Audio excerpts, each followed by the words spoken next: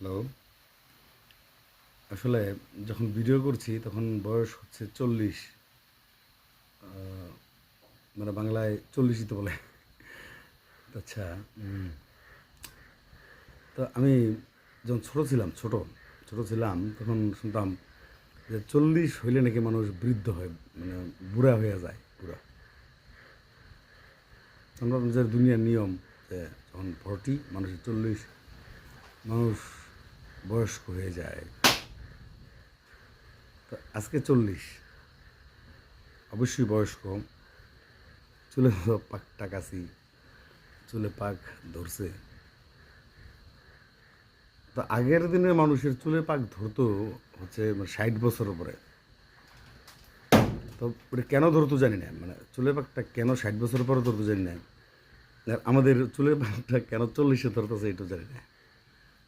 কিন্তু বাট একটা জিনিস জানি, মানে আপনি যদি আপনার ফিজিক ঠিক রাখতে চান, বা আপনি যে ফিমেল হন, আপনার ফিগার ঠিক রাখতে চান, অনেক কিছু করা সম্ভব। মানে তখন ৪০, ৩০, ৬০, মানে এই জিনিসগুলো মানে খুব বেশি গুরুত্বপূর্ণতা রাখে না।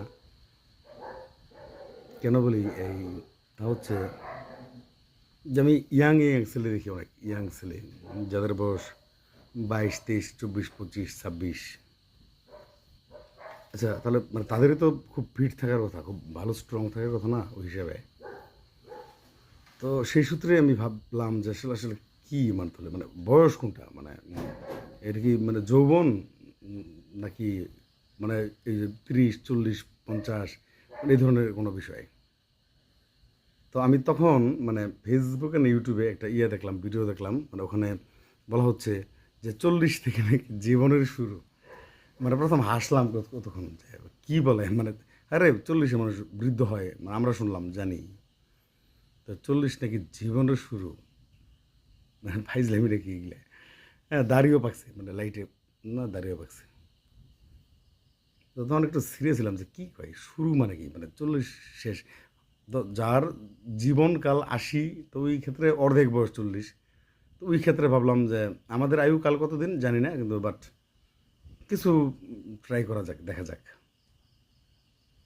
তো সেই থেকেই মানে ডাইটিং, তারপর হচ্ছে আপনার মানে ফুডের উপরে জানা, মানে কী কী ফুড, মানে কোন ফুডের উপর কী প্রভাব, মানে কী আছে আসলে ফুডের বিশ্লেষণ, মানে কোন ফুডে কী আছে এবং কেন খাই, আসলে খাবারগুলো আমরা আসলে কেন খাই, মানে সর্বোপরি ভিডিও একটু লম্বা হচ্ছে।